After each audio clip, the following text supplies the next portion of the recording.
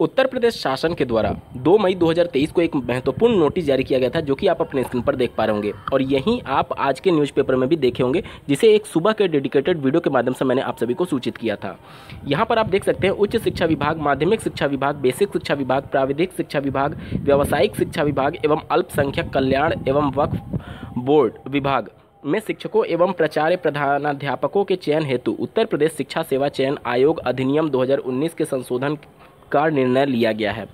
जैसा कि आपको ज्ञात होगा, जो 2019 में एक तरीके से आयोग के गठन के संबंध में जो प्रारूप प्रस्तुत किया गया था, प्रपोजल था, उसमें चयन की प्रक्रिया कुछ डिसाइड की गई थी। लेकिन उसके बाद 2020 में राष्ट्रीय शिक्षा नीति आई, जिसमें कुछ महत्वपूर्ण बदलाव, जिसके अंतर्गत टेट के मार्क्स को वेटेज दिए जाने के संदर्भ में, साथ ही साथ डेमो क्लास और इंटरव्यू को भी integral part of teaching recruitment process बनाने के लिए कहीं ना कहीं जोर देने की बात कही गई थी। और इसी को आधार बनाते हुए, राष्ट्रीय शिक्षा नीति 2020 के महत्वपूर्ण प्रावधानों को ही आधार बनाते हुए केबीएस ने इस बार की जो चयन प्रक्रिया, उसमें देखा होगा आपने, पिछले वर्ष जो 15% वेटेज हुआ करता था डेमो क्लास और इंटरव्यू का, उसको बढ़ा करके 30% कर दिया है। तो राष्ट्रीय शिक्षा नीति 2020 जो पिछला प्रारूप था उसके बाद आई है। अब उन्हीं सब बातों पर फिर से विचार करना है और उसमें कुछ संशोधन किया जा सकता है चयन प्रक्रिया में। एक बार जल्दी से देख लेते हैं इस संबंध में और क्या कहा गया है। इस संबंध में माननीय मुख्यमंत्री जी के समक्ष ये इस डेट में बैठक हुई थी और उसके संबंध में प्रावधानों सहित उत्तर प्रदेश शिक्षा सेवा चयन आयोग विधेयक का एक नया ड्राफ्ट तैयार करने हेतु निम्न 12 सदस्यीय समिति का गठन किया गया है। कौन कौन से हैं सदस्य, ये जानना आपके लिए बेहद जरूरी है। देखिए, उच्चतर शिक्षा सेवा चयन आयोग के जो इस समय सचिव हैं वो यहाँ पर सदस्य हैं। इसके अलावा उच्च शिक्षा निदेशालय के जो सचिव हैं वो हैं सहायक निदेशक जो हैं, और माध्यमिक शिक्षा विभाग के संयुक्त निदेशक जो हैं वो हैं। इसके अलावा उत्तर प्रदेश माध्यमिक शिक्षा सेवा चयन बोर्ड के जो उप सचिव हैं श्री नवल किशोर जी, वो भी हैं।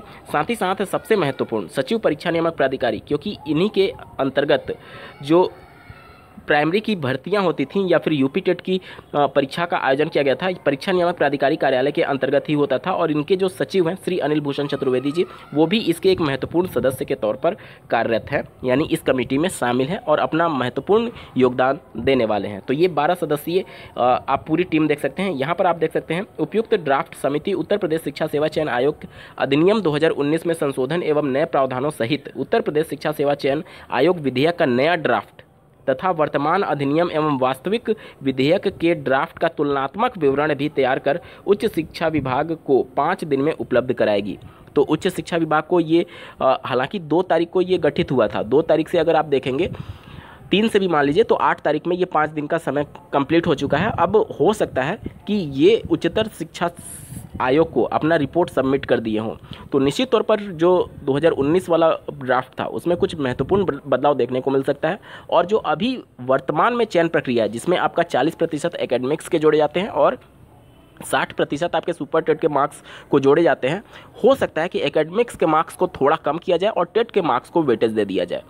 तो अभी कुछ भी नहीं कहा जा सकता, लेकिन जिस प्रकार से राष्ट्रीय शिक्षा नीति में बातें मेंशन की गई हैं और पिछला जो ड्राफ्ट था उसमें भी 1/4 अंक जो टेट के मार्क्स हैं उसके जोड़े जाने के प्रावधान की बात की गई थी, तो निश्चित तौर पर कुछ भी हो सकता है। तो आप इसके लिए मेंटली प्रिपेयर रहिए। अगर आपके टेट में मार्क्स कम है तो बेहतर मौका आपके पास ये है, सीटेट 2023 जो जुलाई वाला अभी आवेदन चल रहा है, आप आवेदन करके अपने टेट के मार्क्स को जरूर बढ़ा लीजिएगा। भविष्य में क्या होगा क्या नहीं होगा कोई नहीं कह सकता, लेकिन एटलीस्ट आपके पास अगर अच्छे मार्क्स रहेंगे तो भविष्य में जो भी हो, नंबर जुड़े या ना जुड़े, आपको कम से कम टेंशन तो नहीं रहेगा। तो ये सभी चीज़ें आप लोग पहले से कंसीडर करके चलिएगा। क्या बदलाव होगा अभी भविष्य के गर्त में है, लेकिन जिस प्रकार से राष्ट्रीय शिक्षा नीति में बातें मेंशन की गई हैं, पिछले ड्राफ्ट में भी मेंशन की गई थी, तो अगर टेट के मार्क्स को जोड़े जाने लगे और एकेडमिक्स के मार्क्स को कम किया जाए तो कुछ आश्चर्य की बात नहीं होगी। इस वीडियो को देखने के लिए आपका बहुत बहुत धन्यवाद। भगवान करे आपका दिन शुभ हो।